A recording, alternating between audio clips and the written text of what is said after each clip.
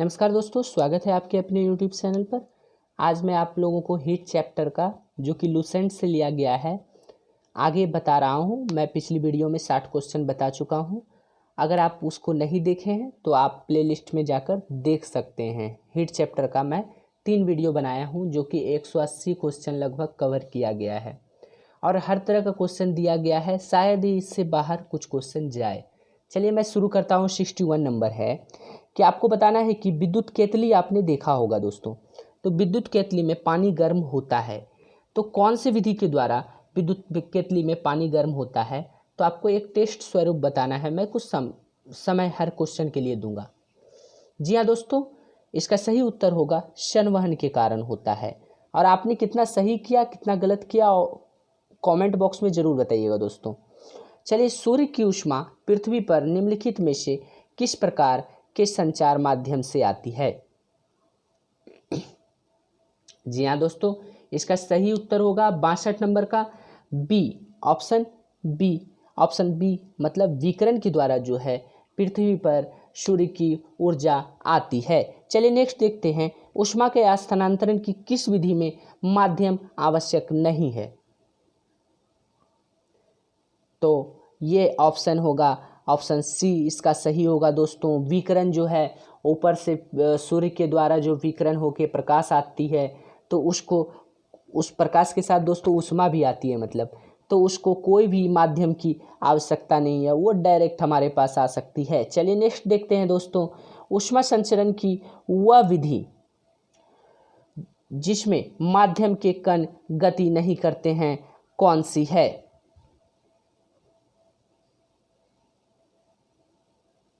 जी हाँ दोस्तों, इसका सही उत्तर होगा ऑप्शन सी। विकिरण में जो है माध्यम के कण गति नहीं करते हैं, फिर भी वो आ जाते हैं। चलिए नेक्स्ट देखते हैं, निम्नलिखित में से कौन ऊष्मा का सर्वोत्तम चालक है? आपको इन सभी में से बताना है ऑप्शन देखकर, इसमें ऊष्मा का कौन एक अच्छा चालक हो सकता है? जी हाँ दोस्तों, इसका सही उत्तर होगा पारा। इन सभी में से पारा एक ऊष्मा का अच्छा चालक है, लेकिन बहुत अच्छा चालक अगर बोला जाए, सबसे अच्छा चालक, तो वह चांदी है, विद्युत का दोस्तों, विद्युत का। और ऊष्मा का भी बहुत हद तक चांदी ही है। चलिए नेक्स्ट देखते हैं, चांदी की ऊष्मीय चालकता तांबे की ऊष्मीय चालकता की अपेक्षा है। जी हाँ दोस्तों, आप आसानी से इस क्वेश्चन को लगा सक रहे होंगे। मैंने पहले ही बता दिया है कि चांदी के जो ऊष्मीय चालकता है वह तांबे की ऊष्मीय चालकता से ज़रूर है कि वह अधिक होगी, क्योंकि मैंने बोला है विद्युत चालकता भी इसकी अच्छी होती है और तापीय चालकता भी, मतलब ऊष्मा की चालकता भी अच्छी होती है। तो भैया आपको बताना है कि बोलो माप की एक युक्ति है, बोलोमीटर जो है वो मापन की एक युक्ति है, तो इसका सही उत्तर बताना है। तो दोस्तों इसका सही उत्तर होगा ऊष्मीय विकिरण के मापन के लिए बोलोमीटर का प्रयोग किया जाता है। चलिए अगला क्वेश्चन है दोस्तों, आपको तो इसको बताना ही चाहिए कि ठंडे के दिनों में लोहे के गुटके और लकड़ी के गुटके को प्रातः काल में छुए तो लोहे का गुटका ज़्यादा ठंडा लगता है, क्योंकि लोहे का गुटका जो दोस्त अगर ठंडा में शीत में रख दीजिए लोहे का गुटका और लकड़ी का गुटका, लकड़ी जो है ठंडा नहीं उतना लगेगा, लेकिन लोहे का गुटका क्यों लगता है ठंडा? तो इसका सही उत्तर होगा दोस्तों, आपको बताना है, पहले आप बताएंगे पढ़ के, क्योंकि बहुत ही आसान क्वेश्चन है दोस्तों। जी हाँ दोस्तों, इसका सही उत्तर होगा लकड़ी की तुलना में लोहा ऊष्मा का अच्छा सुचालक है, लेकिन लकड़ी क्या है, कुचालक है। इस कारण जो है उसमें ठंडा ज़्यादा नहीं लगता है और इसमें ज़्यादा ठंडा लगता है। चलिए नेक्स्ट देखते हैं, कड़े जाड़े में बहुत ज़्यादा ठंडी पड़ जाती है, तो कड़े जाड़े में झील की सतह हिमशीतित हो जाती है। झील की सतह पे आप देखेंगे ठंडा पड़ जाती है, ठंडा प्रदेश में तो पूरा बर्फ़ जम जाता है झील पे, किंतु उसके तल में नीचे जब आप देखेंगे जल द्रव अवस्था में बना रहता है। यह किस कारण होता है? नीचे में जो है मछली उसमें रहती है, तो मछली बर्फ़ पे तो नहीं रहेगी, जल में रहेगी, तो जल रहता है नीचे, ऐसा क्यों होता है? ये बहुत ही इंपॉर्टेंट क्वेश्चन है दोस्तों, बहुत बार पूछा गया है। तो इसका सही उत्तर होगा दोस्तों, जल की सघनता जो है 4 डिग्री सेल्सियस पर अधिकतम होने के कारण नीचे जो है पानी रहता है और ऊपर हिमस्थित रहता है। चलिए नेक्स्ट देखते हैं, एक टेबल पंखे को बंद कमरे में चलाने पर कमरे की हवा होगी। तो कन्फ्यूजन के लिए ये क्वेश्चन पूछा गया है दोस्तों, तो आप हमको बताइए क्या होगी दोस्तों। जी हाँ दोस्तों, इसका सही उत्तर होगा गर्म होगी। अगर आप गर्म रूम में, चाहे आप फ्रिज खोल दो, चाहे आप टेबल फैन चला दो, उस कंडीशन में आपका रूम गर्म ही होगा। चलिए नेक्स्ट दोस्तों देखते हैं, कमरे में रखे हुए रेफ्रिजरेटर के दरवाजे खुले छोड़ दिए जाएं तो क्या होगा?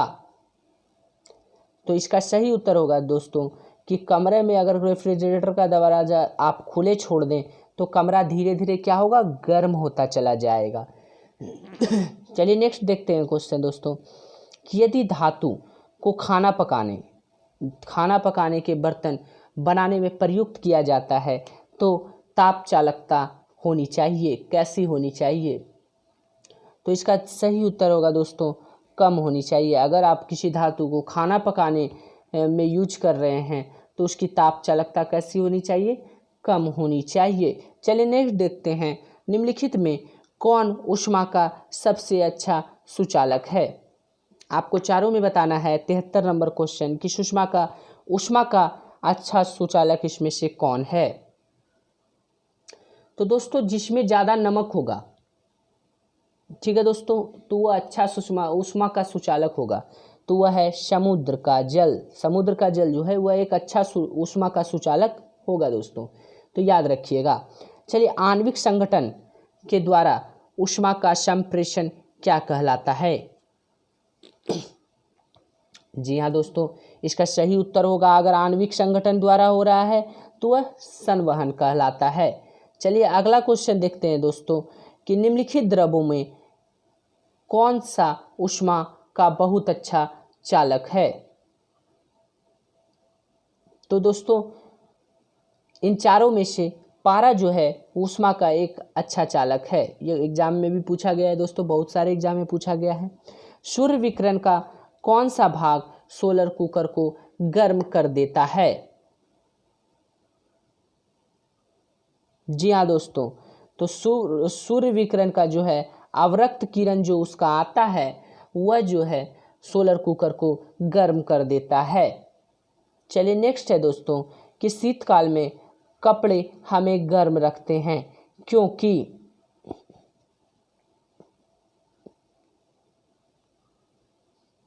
इसका सही उत्तर होगा दोस्तों ऑप्शन डी, शरीर की ऊष्मा को बाहर जाने से रोकते हैं, इसलिए जो शीतकाल में हम कपड़े पहनते हैं उससे हमारे शरीर को गर्मी प्रदान करता है।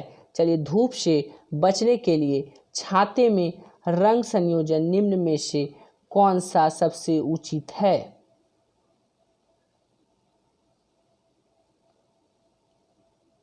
जी हाँ दोस्तों, इसका सही उत्तर होगा ऊपर सफ़ेद और नीचे काला।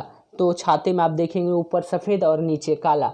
तो अगर आप बहुत बार ये भी पढ़े होंगे दोस्तों कि आप अगर काला कपड़ा पहन कर रोड पे जाते हैं धूप में तो उसमें ज़्यादा गर्मी लगती है, और अगर आप वाइट कपड़ा पहन के जाते हैं तो कम गर्मी लगती है। इसका क्या कारण है आपको कमेंट बॉक्स में बताना है दोस्तों, बहुत ही इंपॉर्टेंट क्वेश्चन है। इससे बहुत सारे क्वेश्चन बन सकते हैं, छाता वाला भी इसी से रिलेटेड क्वेश्चन था दोस्तों। तो चलिए नेक्स्ट देखते हैं दोस्तों, कि अफ्रीका के काली त्वचा वाले व्यक्ति ब्रिटेन के सफ़ेद त्वचा वाले व्यक्तियों की तुलना में, आपको बताना है कि कैसा महसूस करते हैं। तो इसका सही उत्तर होगा दोस्तों अधिक गर्म महसूस करते हैं। अगला क्वेश्चन है दोस्तों, कि सुबह का सूरज इतना गर्म नहीं होता जबकि दोपहर का सूरज गर्म होता है, क्योंकि क्या कारण है? दोपहर का सूरज क्यों गर्म होता है? तो इसका सही उत्तर होगा दोस्तों ऑप्शन डी, सुबह के समय सूरज की किरणों को अंतरिक्ष में अधिक दूरी तय करनी पड़ती है। सुबह के समय जो है सूर्य की किरणें को अंतरिक्ष में अधिक दूरी तय करनी पड़ती है, लेकिन दोपहर जब हो जाता है वो तो भैया तय कर ही लिया है, अब उसको क्या करना है। तो इस कंडीशन में यह जो है गर्म हो जाता है। चलिए नेक्स्ट देखते हैं कि काले वस्त्रों के मुकाबले श्वेत वस्त्र शीतकाल शीतल क्यों होते हैं। देखिए एसएससी 2011 में पूछा है, जो मैंने अभी तुरंत आपसे क्वेश्चन पूछा था। तो शीतल क्यों होते हैं, तो इसका सही उत्तर आपको बताना है। जी हाँ दोस्तों, इसका सही उत्तर होगा उनके पास जो भी प्रकाश पहुंचता है उसे वे परावर्तित कर देते हैं। ठीक है दोस्तों, काले कपड़े जो हैं के मुकाबले श्वेत वस्त्र शीतल क्यों होते हैं, क्योंकि उसे परावर्तित कर देते हैं, और काले कपड़े जो हैं उसे अवशोषित कर लेते हैं, श्वेत कपड़े उसे परावर्तित कर देते हैं। चलिए नेक्स्ट देखते हैं कि ऊनी कपड़े सूती वस्त्रों की अपेक्षा गर्म होते हैं, क्योंकि। जी हाँ दोस्तों, इसका सही उत्तर होगा ऑप्शन नंबर डी, ताप के अच्छे रोधक होते हैं। ऊनी वस्त्र जो होते हैं ऊनी कपड़े जो होते हैं सूती वस्त्रों की अपेक्षा गर्म होते हैं, क्योंकि वह ताप के एक अच्छे रोधक होने के कारण ऐसा होता है। चलिए नेक्स्ट देखते हैं। अगला है दोस्तों कि उबलते जल द्वारा जलने की तुलना में भाप द्वारा जलन अधिक कष्टदायक होता है। ये क्वेश्चन बहुत बार पूछा गया है दोस्तों, इसका आंसर आपको खुद से बताना है।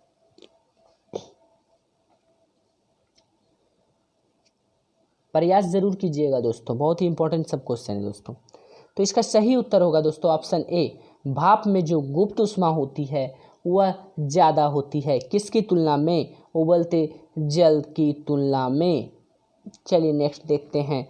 वायुमंडल में आर्द्रता की उपस्थिति एक ऐसी स्टील के गिलास की बाह्य सतह पर जल की बूंदें देखकर सुनिश्चित की जा सकती है जो भरा है। फिर से मैं क्वेश्चन पढ़ देता हूं दोस्तों कि वायुमंडल में आर्द्रता की उपस्थिति एक ऐसे स्टील के गिलास की बाह्य सतह पर जल की बूंदें देखकर सुनिश्चित की जा सकती है जो भरा है।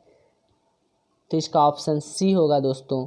जो ठंडे जल से भरा रहेगा तो आप देखते होंगे उस पर जम जाता है, वो आके पानी टाइप का हो जाता है, तो उससे पता लगाया जा सकता है वायुमंडल की आर्द्रता की उपस्थिति। ठीक है दोस्तों, अगला क्वेश्चन देखते हैं कि आपको 85 नंबर क्वेश्चन क्या है दोस्तों कि अच्छे उत्सर्जक अच्छे अवशोषक होते हैं। ये किसका कहना है, किसके लॉ से संबंधित है। इसका सही उत्तर होगा दोस्तों किरचॉफ्स लॉ, जो कि आप इंटरमीडिएट में पढ़े होंगे। किरचॉफ्स लॉ जो है वह कहता है अच्छे उत्सर्जक अच्छे अवशोषक होते हैं। तो यह किसका लॉ है, किरचॉफ्स भाई का लॉ है। चलिए देखते हैं किसी कृष्णिका के एकांक पृष्ठीय क्षेत्रफल से प्रति सेकंड उत्सर्जित विकिरण ऊर्जा उसके परमताप के चतुर्थ घात के अनुक्रमानुपाती होता है। यह नियम किससे संबंधित है। जी हाँ दोस्तों, इसका सही उत्तर होगा स्टीफन से संबंधित है यह नियम। चलिए नेक्स्ट देखते हैं दोस्तों। अगला है कि स्टीफन का नियम विकिरण नियम है। तो स्टीफन का विकिरण नियम है दोस्तों, आपको बताना है। तो इसका सही उत्तर होगा E प्रोपोर्शनल टू T⁴। अगला क्वेश्चन है दोस्तों 88 नंबर क्वेश्चन है दोस्तों। किसी वस्तु के ठंडे होने की दर वस्तु तथा उसके चारों ओर के माध्यम के तापांतर के अनुक्रमानुपाती होती है। यह नियम किसका है। जी हाँ दोस्तों, इसका सही उत्तर होगा न्यूटन का शीतलन नियम ये है। तो इसको मैं एक बार और पढ़ देता हूँ दोस्तों, बहुत ही इंपॉर्टेंट है, न्यूटन महोदय जी का दिया हुआ है। तो किसी वस्तु के ठंडे होने की दर वस्तु तथा उसके चारों ओर के माध्यम के तापांतर के अनुक्रमानुपाती होता है। तो यह बोले थे न्यूटन महोदय। और मैं इसे जब आपको लॉन्ग वीडियो लाऊंगा, जब मैं सब्जेक्टिव बताऊंगा, अच्छी तरह समझाऊंगा, तो मैं इसमें समझा दूंगा कि क्यों होता है। चलिए नेक्स्ट देखते हैं।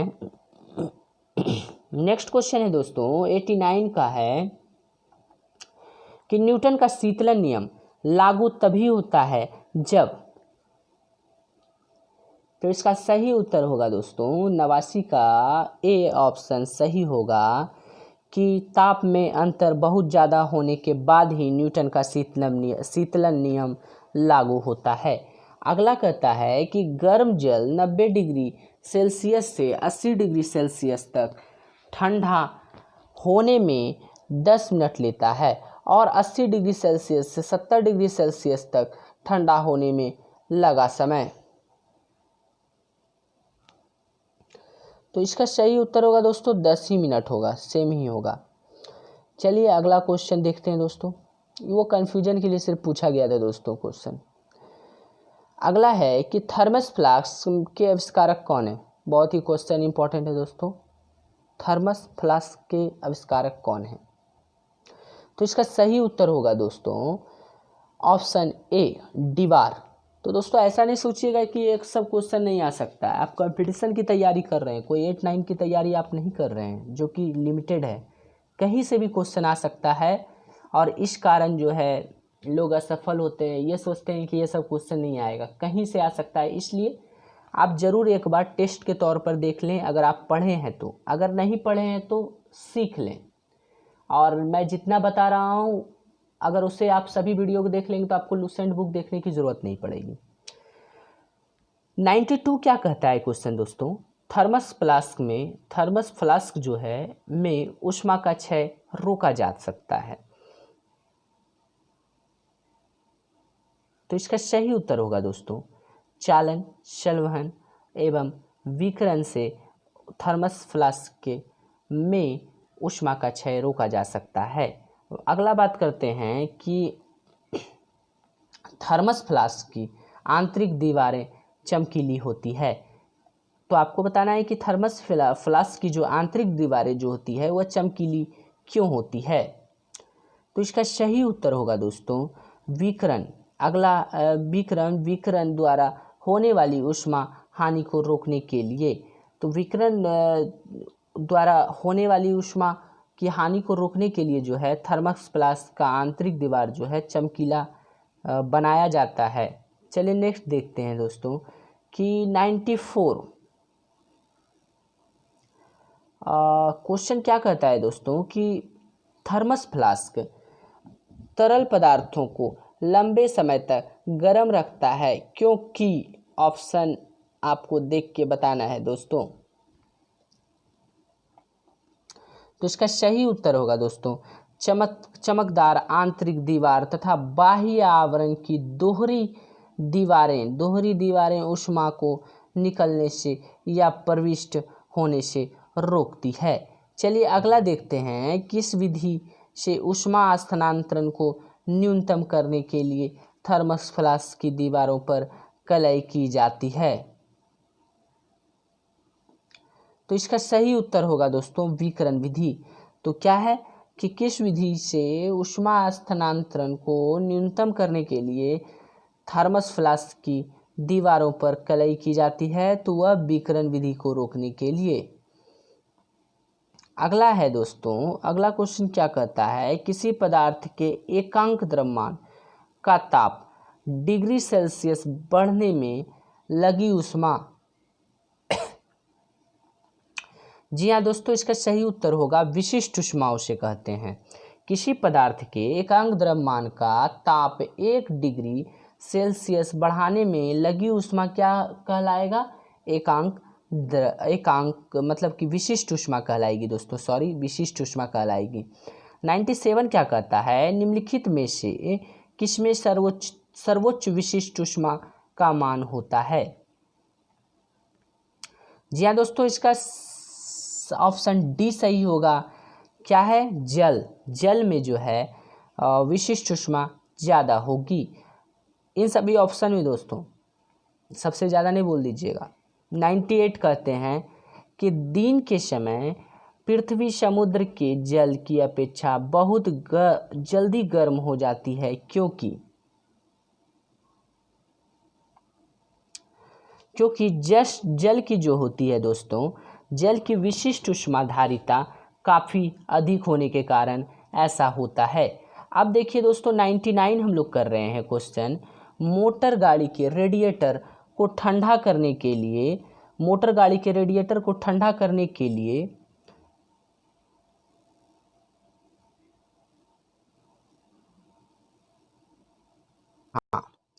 जी हाँ दोस्तों, मोटर गाड़ी के रेडिएटर को ठंडा करने के लिए पानी का व्यवहार किया जाता है, क्योंकि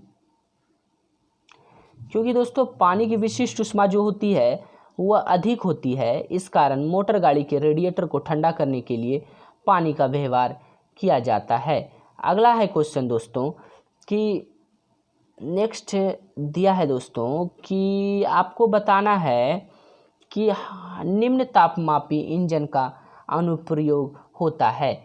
तो निम्न तापमापी इंजन का अनुप्रयोग कहाँ होता है? तो वह होता है दोस्तों रॉकेट में होता है। हाइड्रोजन और ऑक्सीजन का द्रवित रूप उसमें यूज किया जाता है दोस्तों। अब बहुत ही महंगा ये मशीन है।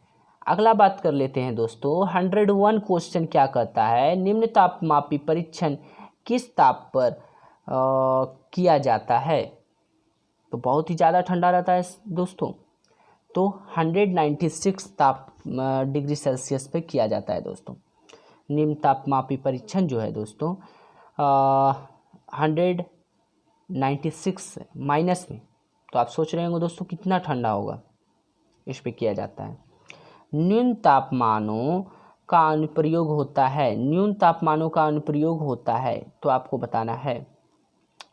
तो दोस्तों इसका सही उत्तर होगा अंतरिक्ष यात्रा, शैलकर्म एवं चुंबकीय प्रोत्यापन में निम्न तापमानों का अनुप्रयोग होता है। अगला कहते हैं दोस्तों कि किसी ठोस पदार्थ के बिना द्रव में बदले सीधे वाष्प अवस्था में परिवर्तित होने को कहते हैं। तो इसका सही उत्तर होगा दोस्तों ऊर्ध्वपातित हो जाता है। जैसे कि आप कपूर को देखते हैं, वह जो है पानी नहीं बनता है, पानी जैसा नहीं होता है, वो डायरेक्ट सब्लिमेट कर जाता है।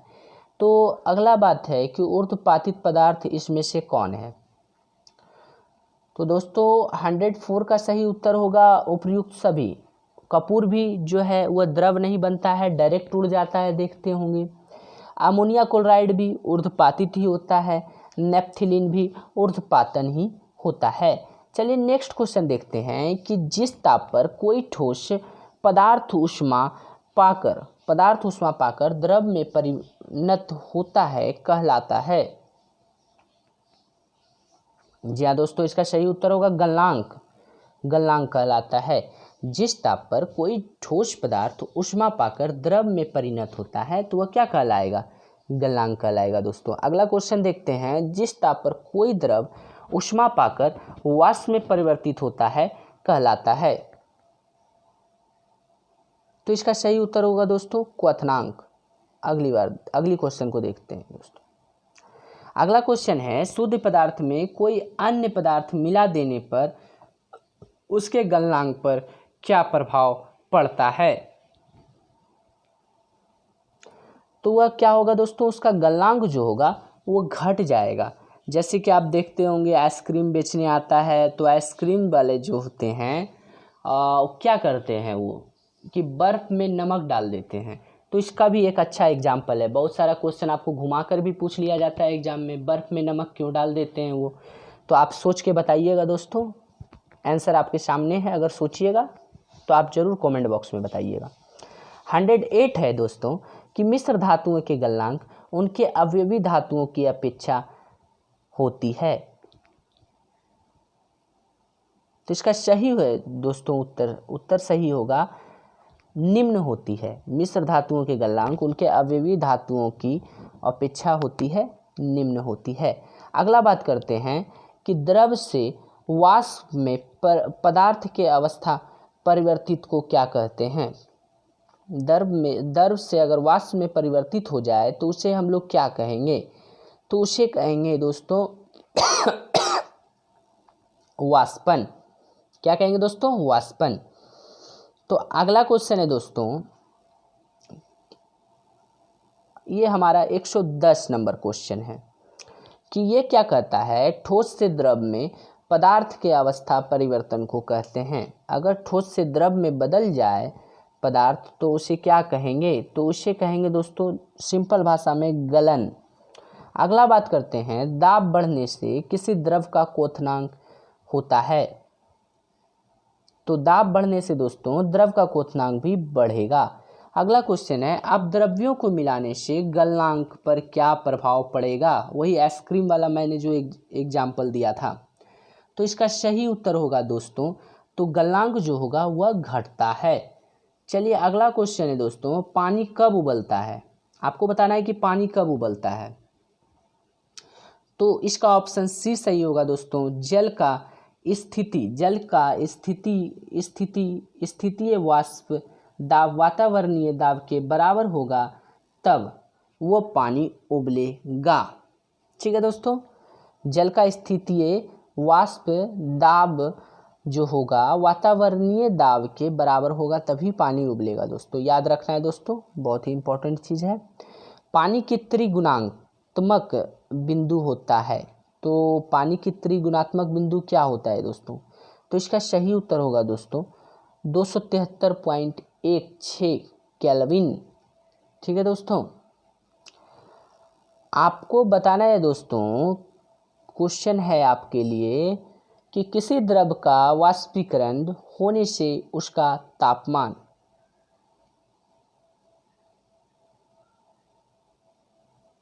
जी हाँ दोस्तों, इसका सही उत्तर होगा उसका तापमान घटेगा।